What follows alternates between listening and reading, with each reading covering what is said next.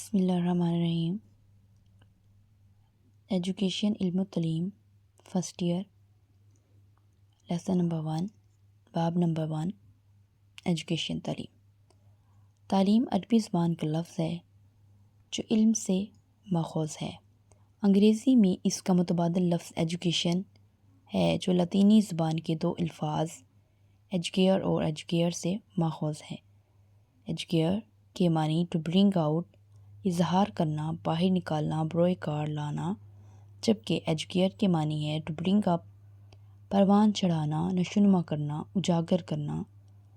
Education کی اصطلاح انہی دو الفاظ سے مل کر بنی ہے۔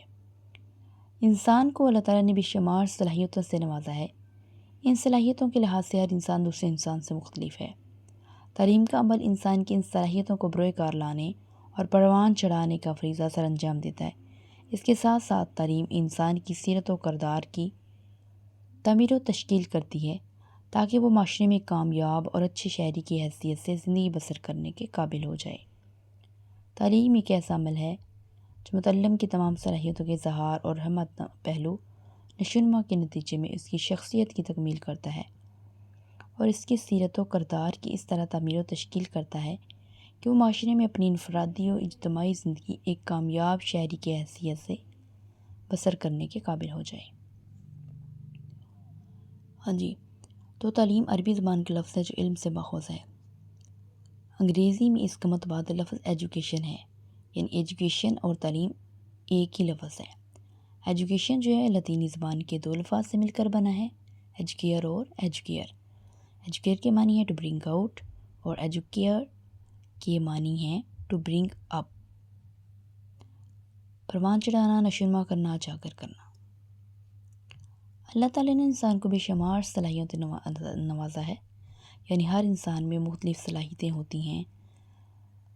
جیسے بچے ہیں، ہر بچے میں الگ صلاحیت ہوتی ہے۔ کچھ بچے اردو کی ریڈنگ بہت اچھی طرح سے کر لیتے ہیں، کچھ پیراگراف ریڈنگ بہت اچھی کرتے ہیں، کچھ پیراگراف میکنگ بہت اچھی کرتے ہیں، کچھ ڈرائنگ بہت اچھی بناتے ہیں، کچھ بچے انگلش میں بہت اچھے ہوتے ہیں۔ اس کے علاوہ کچھ بچے ایکسٹرا کریکولر ایکٹیویٹیز میں بہت اعلیٰ ہوتے ہیں۔ تو یہی بتایا گیا ہے کہ ہر انسان بے شمار صلاحیتوں سے نوازا گیا ہے اور سب کی صلاحیتیں منفرد ہوتی ہیں۔ تعلیم کیا کرتی ہے؟ تعلیم ہماری شخصیت کو نکھارتی ہے، ہمارے سیرت و کردار کی تشکیل کرتی ہے تاکہ ہم معاشرے میں اچھے شہری کی حیثیت سے زندگی بسر کر سکیں۔ تعلیم کی متزلزل تعریف میں چار پہلو نمایاں ہیں: متعلم کی تمام صلاحیتوں کا اظہار اور نشوونما۔ متعلم کون ہے؟ متعلم ہے تعلیم حاصل کرنے والا، یعنی بچے جنہیں ہم نے تعلیم دینی ہے۔ متعلم کی شخصیت کی تکمیل، بچوں کی شخصیت کی تکمیل، سیرت و کردار کی تعمیر و تشکیل۔ ایجوکیشن جو بک ہے، اس کے پڑھنے کا مقصد یہ ہوتا ہے کہ آپ ٹیچر بن رہے ہیں۔ آپ ایز اے ٹیچر اس کو پڑھیں گے، اس کتاب کو، اور ایز اے ٹیچر ہی سوچیں گے، تبھی جا کر آپ اس بک کو بہت اچھی طرح سے سمجھ پائیں گے اور آپ گراؤنڈ ریالٹی پہ اس کو سمجھ سکیں گے۔ انفرادی و اجتماعی زندگی میں کامیاب شہری کی حیثیت سے تیاری۔ تعلیم کی یہ تعریف انتہائی جامع اور مکمل ہے جو دنیا کے ہر معاشرے تمام افراد پر صادق آتی ہے۔ تعلیمی عمل کے نتیجے میں کوئی فرد معاشرے کے کسی بھی شعبہ میں ایک کارکن، ماہر یا قائد کی حیثیت سے اپنا کردار کامیابی سے ادا کرنے کے قابل ہوتا ہے۔ گویا معاشرے کے مطلوبہ افراد تعلیم کے اسی عمل سے تیار ہو کر معاشرے کی تعمیر و تشکیل کرتے ہیں۔ یعنی یہ جو صلاحیتیں ہم نے پڑھی ہیں، یہ تعلیم کے بعد، یہ علم کے بعد ہی بروئے کار لائی جا سکتی ہیں۔ ماہرین تعلیم نے تعلیم کے مفہوم کے بارے میں مختلف آراء کا اظہار کیا ہے۔ کسی نے اسے انسانی ذہن کی نشوونما قرار دیا، کسی نے اسے معاشرتی مطابقت کا نام دیا، سقراط نے اسے سچائی کی تلاش، ارسطو نے جسمانی و اخلاقی نشوونما کا عمل، افلاطون نے صحت مند معاشرے کی تنظیم کا عمل قرار دیا۔ صحت مند معاشرہ کیسے بنتا ہے؟ تعلیم سے۔ سچائی کیسے ملتی ہے؟ تعلیم سے۔ انسانی ذہن کی نشوونما کیسی ہوتی ہے؟ تعلیم سے وہ معاشرتی مطابقت کیسے حاصل کرتا ہے؟ تعلیم سے جان ڈیوی اسے تجربے کی مسلسل تعبیر نو اور تنظیم نو کا نام دیتا ہے۔ حقیقت یہ ہے کہ تعلیم انسانی زندگی کے ان تمام پہلوؤں کی مسلسل نشوونما اور بالیدگی کا عمل ہے جو انسان کی شخصیت کے نکھار اور اعلیٰ کمال کے حصول کا باعث بنتا ہے۔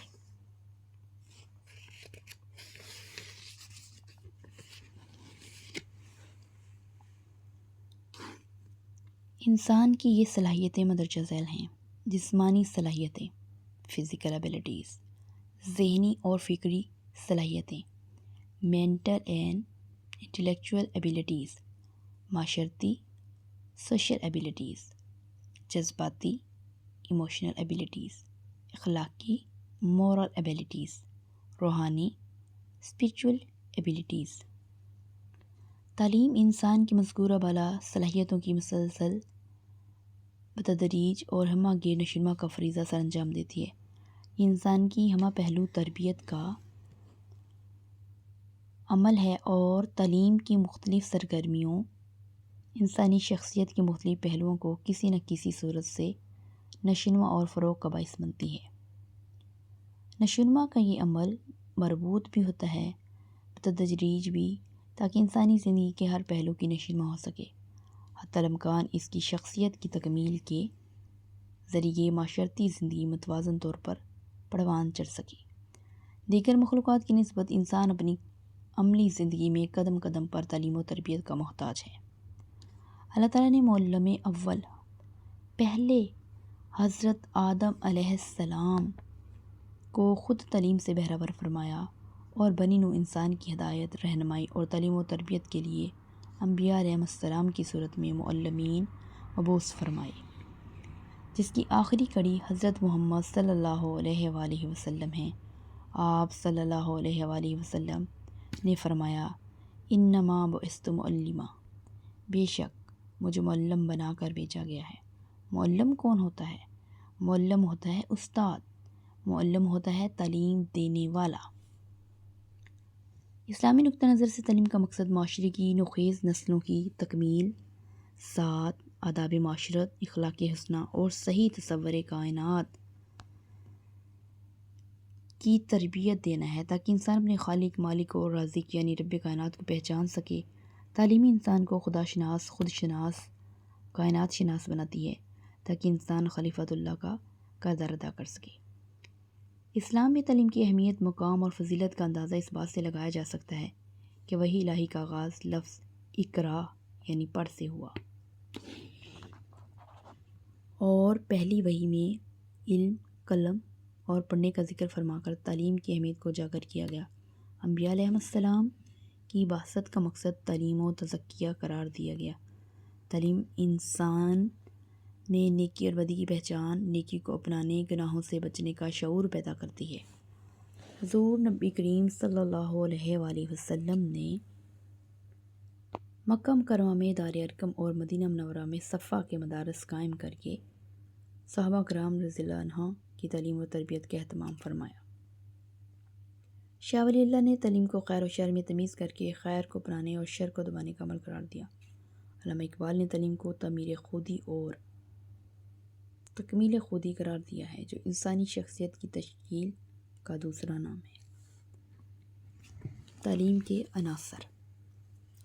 تعلیم کے عناصر کون سے ہیں؟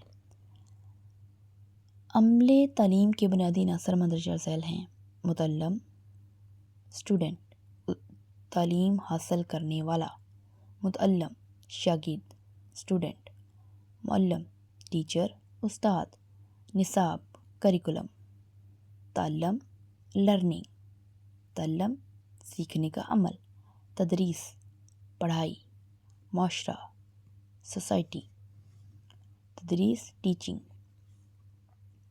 پڑھائی عام لفظوں میں اس کو پڑھائی کہیں گے، اور معاشرہ ہمارا معاشرہ، سوسائٹی ہماری۔ متعلم کون ہوتا ہے؟ عملے تعلیم میں سب سے اہم عنصر ہے متعلم یعنی اسٹوڈنٹ، جس کے لیے تعلیم کا عمل انجام پاتا ہے، اسی کی تربیت متوازن نشوونما کے لیے ہمارا معاشرہ نظام تعلیم وضع کرتا ہے۔ طالب علم معاشرے کا ایک اہم رکن ہے، اس کی تعلیم پورے معاشرے کی تعلیم ہے۔ معاشرے کے لیے ضروری ہے کہ طالب علم کی تربیت اس کی انفرادی ضروریات، صلاحیتوں، دلچسپیوں کے مطابق کرے تاکہ معاشرے کا مفید رکن اور اچھا شہری بن کر اپنے اور دوسروں کے حقوق و فرائض کو سمجھ سکے۔ تعلیمی عمل کی کامیابی کے لیے متعلم کے بارے میں یہ جاننا ضروری ہے کہ وہ عمر کے کس درجے میں ہے، اس عمر کے تقاضے کیا ہیں، متعلم کی صلاحیتیں کیا ہیں، ذاتی رجحانات کیا ہیں اور دلچسپیاں کیا ہیں۔ متعلمین کی انفرادی اختلافات، مزاج اور استعداد کے ساتھ ساتھ قومی، مذہبی اور معاشرتی ضروریات کو پیش نظر رکھنا ضروری ہے۔ یعنی ایز اے ٹیچر متعلمین یعنی اسٹوڈنٹس کو آپ دیکھیں گے کہ وہ فرداً کیسے ہیں، ان میں کون سے اختلاف ہیں، ان کا مزاج کیسا ہے، ان کی استعداد کیسی ہے، استعداد کیسی یعنی ان کی سیکھنے کی صلاحیت کیسی ہے۔ وہ قومی، مذہبی اور معاشرتی ضروریات کو بھی پیش نظر رکھنا ہے۔ کچھ بچے کلاس میں اس طرح سے ہوتے ہیں کہ وہ اپنا سبق بہت اچھی طرح سے اور فوراً سے یاد کر لیتے ہیں، اور کچھ بچے ایسے ہوتے ہیں جنہیں جلدی سمجھ نہیں آتی، انہیں ہم کہتے ہیں سلو لرنرز۔ تو اس میں یہی بتایا ہوا ہے کہ سلو لرنرز کون سے ہیں، فاسٹ لرنرز کون سے ہیں۔ یہ ہو گئی استعداد۔ مزاج، کچھ بچے بدتمیز ہوتے ہیں، کچھ فوراً سے جواب دینے والے ہوتے ہیں، اور کچھ کی آپس میں نہیں بنتی، انفرادی اختلافات ہوتے ہیں۔ اس سے میرے سے پینسل لے لی، اس سے میرے بال کھینچ دیے، اس طرح کی جو باتیں ہیں یہ انفرادی اختلافات ہیں۔ اگر بچوں کو اپنے حال پر چھوڑ دیا جائے تو اپنے تجربات، ماحول سے کچھ نہ کچھ سیکھ کر بڑے تو ہو جائیں گے، مگر ضروری نہیں کہ ان کا معیار معاشرے کے مطلوبہ معیار کے مطابق ہو، کیونکہ زندگی کا مقصد صرف روح و جسم کا رشتہ برقرار رکھنا اور روزی کمانا نہیں ہے۔ زندگی کو ایسے رخ پر ڈالنا ہے کہ وہ ریاست اور معاشرے کا مفید شہری بنے، اللہ تعالیٰ کا مطیع و فرما بردار بندہ بن کر زندگی بسر کرے، ملک و ملت کی خدمت کے جذبے سے سرشار ہو، اپنے فرائض کو ادا کرنے والا ہو، دوسروں کے حقوق کا احترام کرنے والا ہو، تاکہ وہ متوازن زندگی گزار سکے اور متوازن معاشرے کا حصہ بن سکے۔ معلم ہوتا ہے استاد۔ معلم وہ ہستی ہے جو متعلم کی تعلیم و تربیت کا فریضہ سر انجام دیتی ہے۔ تعلیمی عمل کی کامیابی کا دارومدار معلم ہی کی مرہون منت ہے۔ معلم طالب علم کے لیے ایک مثالی شخصیت ہے، یعنی جیسا استاد ہے ویسا ہی اس کا شاگرد ہوگا۔ جو کام استاد کرتا ہے شاگرد اس کو دیکھتے رہتے ہیں اور اس کو ویسے ہی کاپی کرنے کی کوشش کرتے ہیں۔ جیسا استاد ہے ویسا ہی معاشرہ بنتا ہے۔ وہ اس کا مربی ہے، اس کا مرشد ہے، اس کا مشیر ہے اور اس کا رہنما ہے۔ کس کا؟ متعلم کا، طالب علم کا۔ متعلم ہر معاملہ میں استاد کی تقلید کرتا ہے۔ یہی بات میں ابھی کہہ رہی تھی کہ ہر کام میں وہ اپنے استاد کی تقلید کرتا ہے، ہر کام میں اپنے استاد کو کاپی کرتا ہے۔ اگر استاد علم، کردار اور اخلاق کے لحاظ سے بلند ہے تو وہ طالب علم کو بھی زندگی میں رفتوں اور کامرانیوں سے ہمکنار کرے گا۔ استاد نہ صرف متعلمین کو کتابی علم بہم پہنچاتا ہے بلکہ وہ ان کی ہر معاملہ میں رہنمائی بھی کرتا ہے۔ معلم کی قابلیت، شفقت، محنت اور لگن سے طالب علم کی زندگی میں انقلاب آ سکتا ہے۔ اگر معلم فن تدریس میں ماہر اور تربیت یافتہ ہو تو وہ تعلیمی عمل میں حقیقی روح پھونک سکتا ہے۔ حضور نبی کریم صلی اللہ علیہ وسلم نے اپنے لیے معلم کے لقب کو پسند فرمایا۔ ہر معاشرے میں معلم کو بہت خاص مقام حاصل رہا ہے۔ اس سے روح انسانی کا سندگر قرار دیا گیا ہے۔ ہمارے قوم کی حیثیت سے معاشرے اور قوم کی تعمیر تشکیل کا ذمہ دار ہے۔ معلم کے لیے ضروری ہے کہ اس میں تدریس کا طبعی رجحان اور ذمہ داری کا احساس پایا جاتا ہو۔ اس مجبوری کے تحت پیشہ ور تدریس اختیار کرنے والا شخص حقیقی معنوں میں معلم نہیں بن سکتا، ہمارے قوم نہیں بن سکتا۔ اس کے بعد آ جاتا ہے نصاب۔ As a teacher as a teacher میں آپ سے ایک بات شیئر کرنا چاہوں گی کہ معلم وہ ہوتا ہے جو اپنے بچوں کو، اپنے شاگردوں کو فرداً جانتا ہے. صرف پڑھانا اس کا کام نہیں ہوتا، انہیں بہترین انسان بنانا ہوتا ہے، ان کی اخلاقی تربیت کرنا ہوتا ہے. کلاس میں کس طرح سے ہیں، یہ جب ایک استاد پڑھانے کے لیے آتا ہے کلاس میں، اس کے سامنے ہر بچے کا کردار سامنے آتا ہے. تو استاد نے بہت پیار سے، بہت محنت سے ان بچوں کو ایک بہترین انسان بنانے کی کوشش کرنا ہوتا ہے. نصاب کیا ہے؟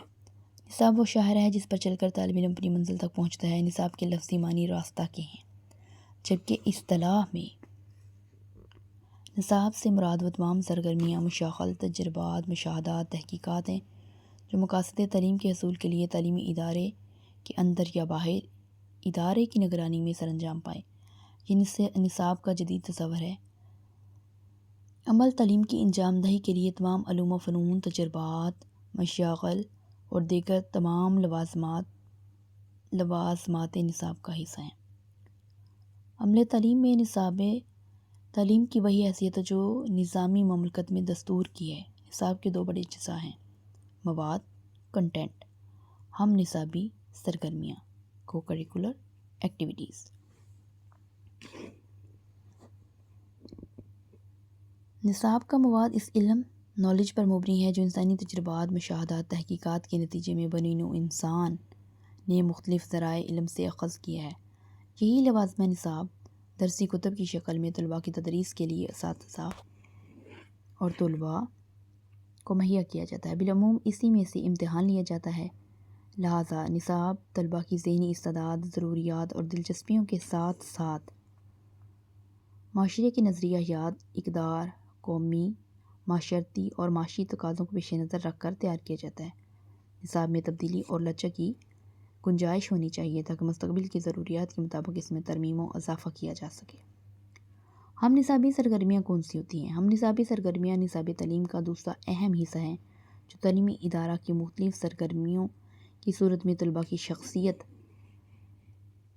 کی تعمیر و تشکیل میں اہم کردار ادا کرتی ہیں. اگرچہ ان میں امتحانات تو نہیں ہوتے، لیکن یہ سرگرمیاں طلباء کی سیرت و کردار، مستقبل کے کامیاب شہری کی حیثیت میں بہت نمایاں کردار ادا کرتی ہیں.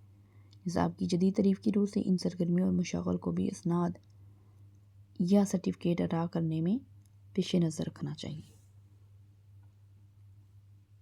کو کریکولر ایکٹیویٹیز میں آ جاتی ہیں بچوں کی فنی مہارتیں. اس میں آ جاتا ہے مضمون نویسی کمپٹیشن، ایسے رائٹنگ کمپٹیشن جسے کہتے ہیں، مضمون نویسی مقابلہ، اور اس کے ساتھ آ جاتا ہے تقریر کے مقابلے، کوئز کمپٹیشن. یہ ساری چیزیں جو ہیں یہ ایکسٹرا کریکولر ایکٹیویٹیز کا حصہ ہیں. اور اب آج کل آ رہا ہے سپورٹس بھی ایکسٹرا کریکولر ایکٹیویٹیز کا حصہ ہیں. لرننگ، تعلیم انسانی شخصیت کے کسی بھی پہلو میں وقوع پذیر ہونے والی تبدیلی ہے جو جسمانی، اخلاقی، روحانی اور کرداری بھی ہو سکتی ہے. انسانی شخصیت میں یہ مطلوبہ تبدیلیاں تجربات و واقعات کے نتیجے میں رونما ہوتی ہیں. لہٰذا طلباء کے لیے ایسے تجربات کا اہتمام کیا جائے جن سے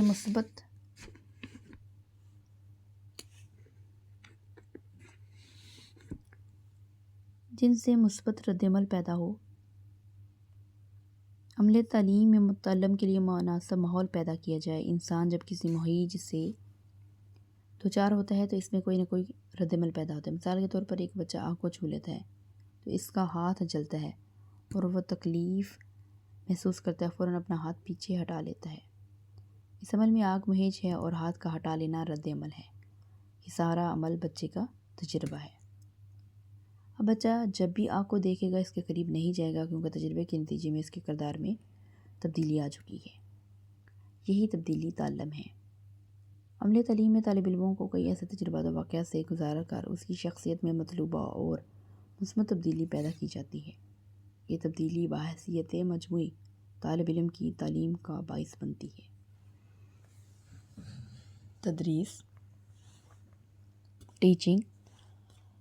تدریس ایک فن ہے جس کے ذریعے استاد مختلف طریقہ ہے تدریس اور تدریسی حکمت کے تحت طالب علم کی شخصیت میں تبدیلی تعلم کے لیے مناسب تدابیر اختیار کرتا ہے۔ تدریس کا عمل انتہائی مہارت کا تقاضا کرتا ہے۔ استاد کے سامنے مختلف صلاحیتوں، اہلیتوں کے طالب علم ہوتے ہیں۔ وہ ان کی انفرادی اختلافات کو پیش نظر رکھتے ہوئے حکمت عملی اختیار کرتے ہیں، مختلف مضامین کی تدریس کے لیے مختلف انداز اپناتا ہے، اور ایک ہی جماعت میں وہ مختلف گروپس بناتا ہے۔ بہت اچھا پڑھنے والے بچے، کم پڑھنے والے بچے اور متوسط بچے، ایوریج رہنے والے بچے، سلو لرنرز بچے، ان سب کو الگ الگ گروپس میں ڈیوائیڈ کر کے ان کو انفرادی اختلافات کی بنا پر پڑھایا جاتا ہے۔ مؤثر اور کامیاب تدریس وہ ہوتی ہے جو طالب علم کے لیے دلچسپ، دلکش، آسان اور دیر پا ہو۔ ایکٹیویٹی بیس لرننگ، طالب علم نئی چیز کو سیکھنے میں خوشی محسوس کرے، یعنی دلچسپ ہو، دلکش ہو اور آسان ہو، اور دیر پا ہو یعنی ایکٹیویٹی بیس لرننگ ہو، اور وہ شوق اور رغبت کے ساتھ اپنی ذات میں مطلوبہ تبدیلی پیدا کرنے کے لیے تیار ہو۔ استاد کا کمال یہ ہے کہ وہ اپنی تدریس کے ذریعے تعلیم و تعلم کے عمل کو آسان اور دلچسپ بنائے، اس کے لیے تدریسی اعانات کا استعمال کرے۔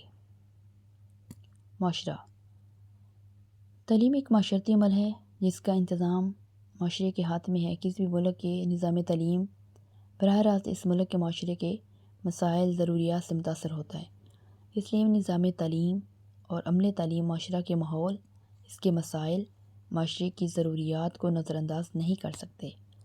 تعلیمی عمل کا معاشرے سے گہرا ربط ہونا چاہیے، اس لیے کہ افراد معاشرے کا حصہ ہیں۔ تعلیم افراد معاشرہ کے لیے ہوتی ہے۔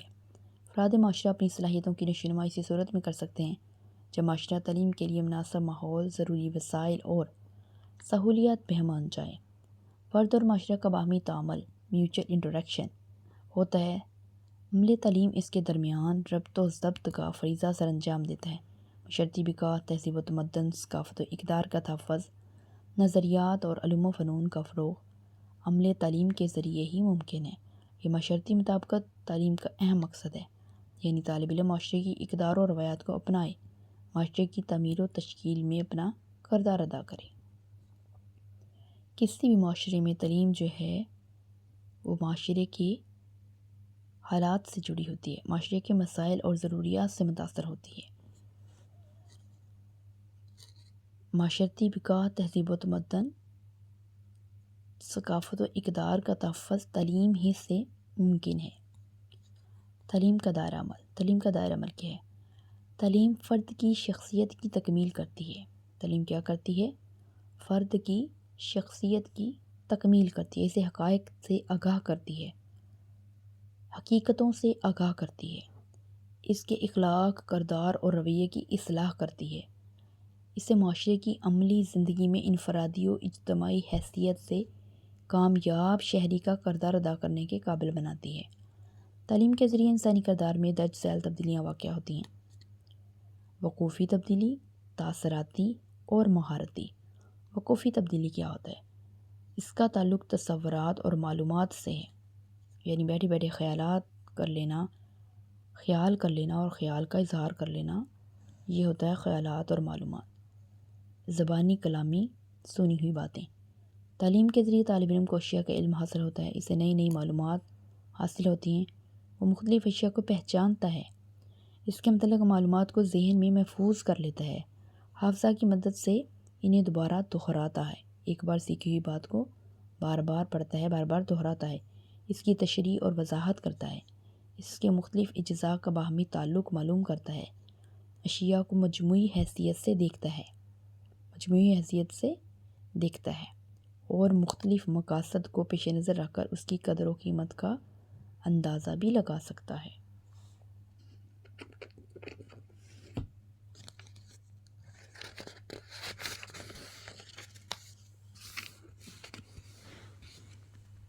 تاثراتی تبدیلی، اس کا تعلق عادات اور رویوں کی تشکیل سے ہوتا ہے۔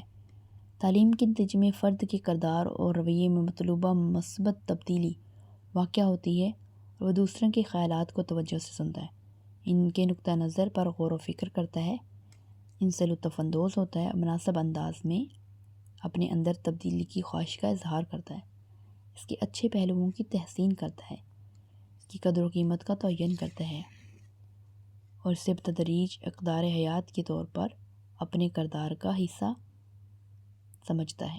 مہارتی تبدیلی۔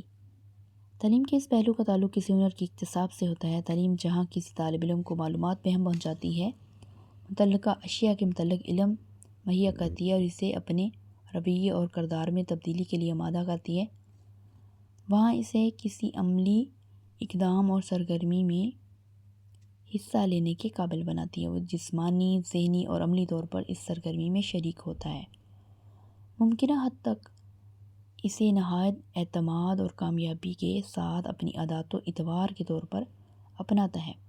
تعلیم کے ذریعے وہ نہایت مہارت کے ساتھ کسی کام کو سر انجام دیتا ہے، اپنے سابقہ تجربات میں بہتری پیدا کر کے اسے بہتر اور اچھے انداز میں سر انجام دینے کی کوشش کرتا ہے۔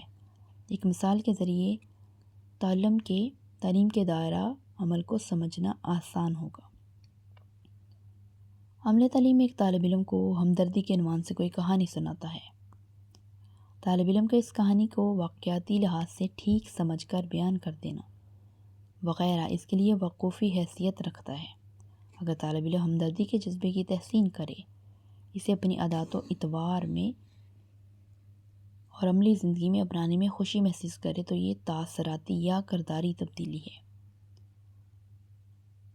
وقوفی واقعاتی، اور اگر اس کا اثر لے کر اپنی زندگی میں اس کو شامل کر لے تو یہ تاثراتی یا کرداری تبدیلی ہوئی، لیکن اگر وہ کسی ضرورت مند کو عملاً مدد کر کے اپنے کردار اور رویے میں تبدیلی پیدا کرے تو یہ حقیقی اور مطلوبہ تعلیم ہے۔ یعنی حقیقی اور مطلوبہ تعلیم کا مطلب ہے کہ وہ تعلیم جو ہم اپنے معاشرے کو دینا چاہتے ہیں وہ تعلیم حاصل کر لی، یہ مہارتی تبدیلی کہلاتی ہے۔ ایسی ہی تعلیم کے نتیجے میں افراد کی سیرت و کردار میں انقلاب برپا ہوتا ہے اور ایسے ہی افراد صحیح معنوں میں تعلیم یافتہ کہلاتے ہیں۔ ایک طالب علم اپنے گھر، ماحول اور مدرسہ سے متاثر ہوتا ہے اور ہر وقت اس پر مختلف واقعات اور تجربات کا اثر ہوتا ہے۔ تعلیمی عمل ایک مسلسل اور پوری زندگی پر محیط عمل ہے۔ اس لحاظ سے تعلیم کا دائرہ عمل بہت وسیع ہے، یہ انسانی زندگی کے ہر پہلو کو متاثر کرتا ہے۔ تعلیم کے وظائف، فنکشن آف ایجوکیشن۔ تعلیم انسانی زندگی کی بنیادی ضرورت ہے۔ تعلیم کا مقصد جہاں انسان کی شخصیت کی ہمہ جہت تعمیر ہے، وہاں معاشرے کی تنظیم تشکیل بھی ہے۔ ماہرین تعلیم نے تعلیم کے تین بنیادی اور اہم ترین وظائف بیان کیے ہیں: ثقافتی و تہذیبی ورثہ کا تحفظ، منتقلی اور نشو و نما، فرد کی بنیادی ضروریات کی تکمیل، معاشرتی زندگی کی تشکیل نو۔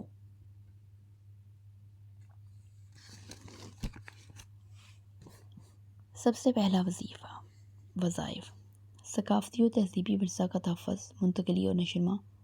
ہر معاشرہ مخصوص اور منفرد خصوصیات، اقدار و روایات، تہذیب و تمدن اور ثقافت کا حامل ہوتا ہے۔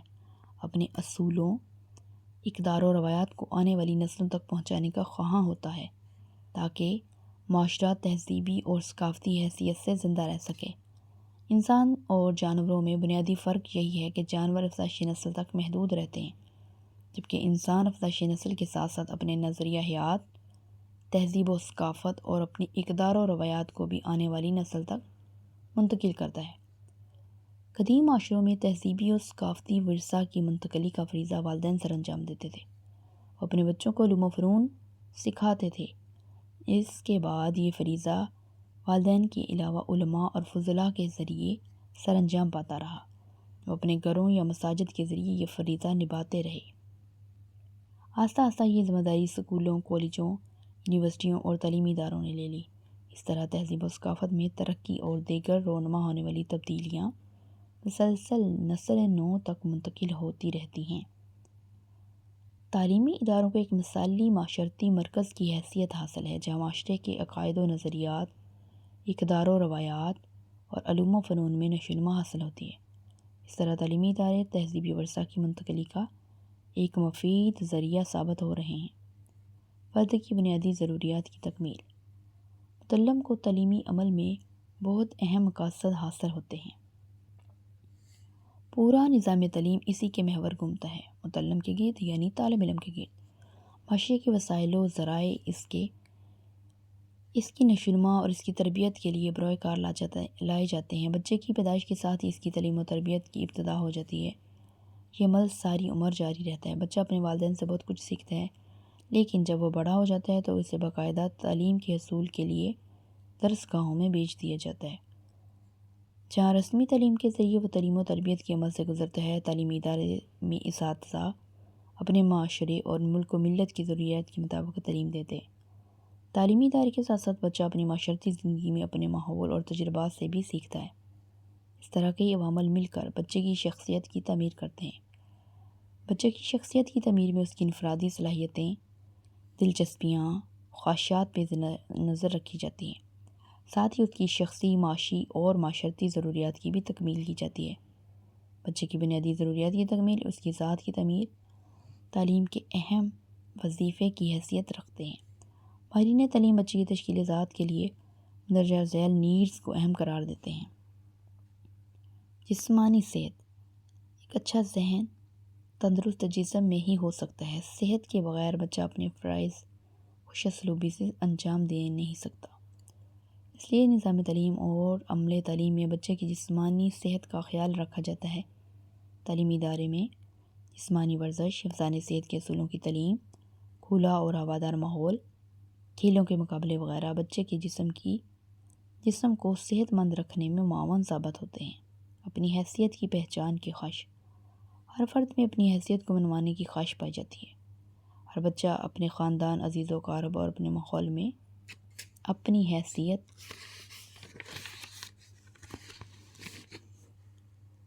منوانے کا متمنی ہوتا ہے۔ اگر اسے گھر میں نظر انداز کیا جائے اور اسے اہمیت نہ دی جائے تو وہ اضطراب اور پریشانی کا شکار ہو جاتا ہے اور وہ احساس کمتری کا شکار ہو جاتا ہے۔ بچے کی انا کی تسکین کے لیے اسے تعلیمی ادارے کی مختلف سرگرمیوں اور انجمنوں کا رکن بنا کر معاشرے کا فعال حصہ بنایا جا سکتا ہے۔ شہری کے حقوق و فرائض کا علم۔ حقوق و فرائض کے توازن سے صحت مند معاشرہ وجود میں آتا ہے۔ ہر متعلم کی یہ خواہش ہوتی ہے کہ اسے ایک اچھے شہری کی حیثیت سے رہنا سکھایا جائے۔ تعلیم کا کام یہ ہے کہ متعلم کو معاشرے کے حقوق و فرائض سے آگاہ کرے تاکہ وہ اچھے اور برے کی تمیز کر سکے، فرائض کی ادائیگی اور حقوق کے لیے شعوری کوشش کرے۔ تعاون۔ معاشرے کو متوازن رکھنے، مثبت انداز میں چلانے کے لیے ضروری ہے کہ افراد معاشرہ میں تعاون کا جذبہ موجود ہو۔ مل جل کر رہنا، ایک دوسرے کی ضروریات کا خیال رکھنا، مختلف کاموں میں دوسرے سے تعاون کرنا، ایسی خصوصیات ہیں جو تعلیم کے ذریعے بچے میں پیدا کی جا سکتی ہیں۔ لہٰذا نصاب تعلیم اور عملے تعلیم میں باہمی ربط کے ذریعے طلباء میں تعاون اور رواداری جیسی صفات پیدا کرنے کے لیے مناسب اقدامات کیے جا سکتے ہیں۔ معلومات کی فراہمی۔ ہر فرد تجسس پسند ہوتا ہے۔ اس کی یہ جبلی خواہش ہوتی ہے کہ وہ اپنے ماحول اور کائنات کے بارے میں معلومات حاصل کر سکے۔ جیسے اس کے ارد گرد رونما ہونے والی تبدیلیاں کیوں اور کیسے ہو رہی ہیں، ان کے اسباب و علت کیا ہیں، ان کے پس پردہ کون سی قوت کار فرما ہے، یہ کائنات کون وجود میں لایا، اس سے کون چلا رہا ہے، اور زندگی کا مقصد کیا ہے۔ یہ وہ بنیادی سوالات ہیں جو ہر فرد میں ہوتے ہیں اور ہر فرد ان کے جوابات جاننے کی کوشش کرتا ہے۔ ان بنیادی معلومات کے ساتھ ساتھ جدید ترین ایجادات و اختراعات سے آگاہی بچے کی خواہش ہوتی ہے۔ اسی لیے بچے کائنات کے حقائق کی ترتیب و تنظیم اور تدریج سے آگاہ کرنا ضروری ہے۔ فریضہ تعلیم کا فریضہ ہے، اس کی ذات کی تکمیل کے لیے بھی بہت اہم ہے۔ مہارتوں کا حصول۔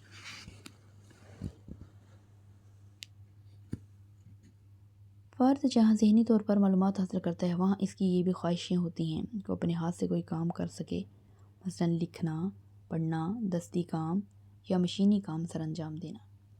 لہٰذا معاشرے کو تعلیم کے ذریعے بچی کی خواہش، ضروریات و صلاحیت کے مطابق مختلف مہارتوں کی تربیت اور ہنر سکھانے کا بندوبست کرنا چاہیے۔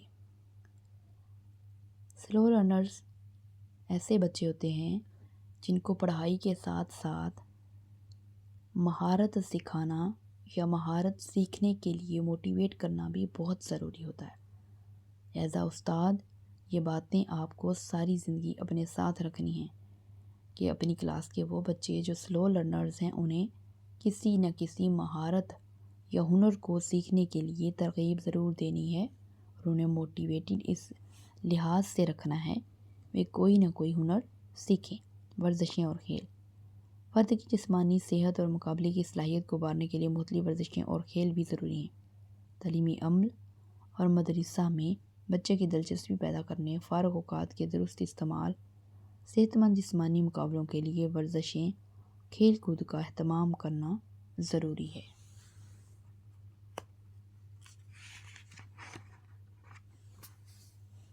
مثبت انداز فکر، اظہار خیال۔ افراد اپنے اور ماحول کے بارے میں سوچتے ہیں، اس کا اظہار کرنا چاہتے ہیں، لہٰذا غور و فکر کی عادت پیدا کرنے، اظہار خیال کی آزادی جیسی صفات مثبت انداز فکر اور مناسب اظہار خیال ان کی تربیت میں ممدو معاون ثابت ہوں گے۔ اظہار خیال اور انداز فکر ان سے بچوں سے نکلوانے کے لیے انہیں اس بات کا موقع دینا چاہیے کہ وہ اپنا اظہار خیال کریں۔ اس کے لیے آپ سیلف رائٹنگ پر انہیں کوئی سٹوری لکھنے کا کہہ سکتے ہیں، کوئی مضمون لکھنے کا کہہ سکتے ہیں۔ جمالیاتی حس کی تسکین۔ اللہ تعالیٰ نے ہر انسان کو جمالیاتی ذوق سے نوازا ہے، اسے صحیح اور غلط میں تمیز کرنا سکھائی ہے۔ ہر فرد خوبصورتی کو پسند کرتا ہے، اسے مناظر فطرت اور فنون لطیفہ سے لطف اندوز ہونے کے موقع بھی ہم پہنچانے چاہیے۔ صحیح تصور کائنات۔ فرد میں تجسس کی صفت فطرتاً موجود ہوتی ہے اور وہ کائنات اور اشیاء کائنات کے بارے میں سوال کرتا ہے، اپنی تخلیق اور خالق کائنات کے متعلق جاننا چاہتا ہے۔ لہٰذا تعلیم کا فرض ہے کہ وہ فرد کے سامنے صحیح تصور کائنات پیش کرے تاکہ وہ گمراہ کن خیالات و تصورات سے محفوظ رہ سکے۔ ایز اے مسلم یہ بنیادی چیزیں ہیں جو ایز اے استاد اپنے اسٹوڈنٹس کو، اپنے شاگردوں کو بتانا بہت ضروری ہے۔ یہ چند ایک بنیادی ضروریات ہیں جنہیں تعلیمی عمل میں ہمیشہ پیش نظر رکھنا چاہیے۔ تعلیمی مواد فرد کی عمر، فہم، تعلیمی مدارج کے مطابق ہونا چاہیے تاکہ اس کی بنیادی ضروریات کی تکمیل ہو سکے۔ معاشرتی زندگی کی تشکیل۔ اگر تعلیم کا کام صرف ثقافتی و تہذیبی ورثے کا تحفظ و بقا ہوتا تو معاشرہ جمود کا شکار ہو جاتا، اس میں ارتقاء اور نمونہ ہو پاتی۔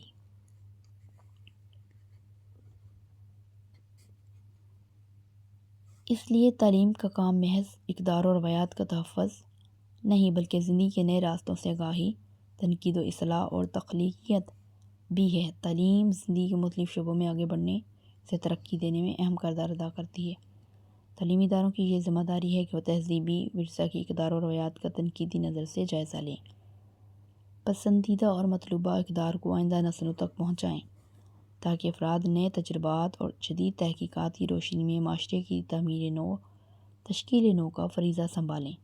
تعلیم معاشرے میں پیدا ہونے والے نئے مسائل اور جدید دور کے تقاضوں کے مطابق معاشرے کی تشکیل نو کو اپنا فرض سمجھیں۔ تعلیم کے اسالیب۔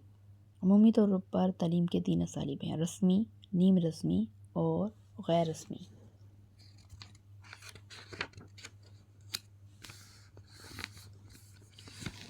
رسمی تعلیم کیا ہے؟